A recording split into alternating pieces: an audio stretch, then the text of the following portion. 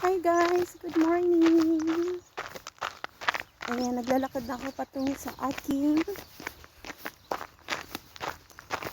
trabaho to this video. So, ang nilalakaran ko dito is ayan, yung anong tawag nito? Kalsada. So, lagi akong tinatahulan ng aso tuwing dumadaan ako dito. Hindi ko nga alam bakit. Ang sabi nila kasi, pag tinatahulan ka daw ng aso, kumakain ka ng aso. Hindi lang ako kumakain ng aso. At hindi kami nagkakatay ng aso. My God. So, ayan. Maganda yung weather ngayon kasi mainit. Medyo malamig. Ganon. Maganda yung klima.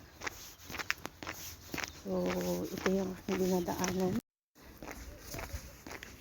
Ayan. May baka. May pupo. So, pag dumadaan ka dito, kailangan tingin-tingin ka din.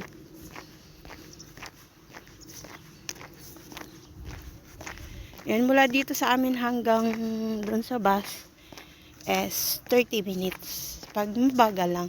Ayan. Hinahanap ko yung headset ko dito nung isang linggo kasi nabangga ako dito. Ayan. Yan, mahirap pala yung lagi kang nakayuko pag naglalakad. Nabangga at yung headset ko nawala. Bluetooth yun. Sigurado ako nandito lang yun. Isang piraso.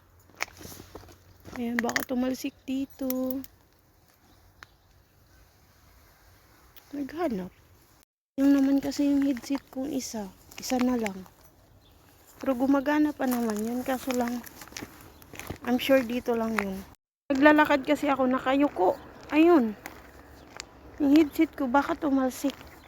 Uy, sayang. Tapos nalaman ko na wala na akong headset. Malapit na ako dun sa malayo. Nakalayo na ako. Kaya hindi ko nabalikan ng linggo. Sayang naman yun. Kung sinong nakakakuha ng isang headset ko, please, pakibalik. Char. Anyway, wala tayong magagawa. Ganun talaga.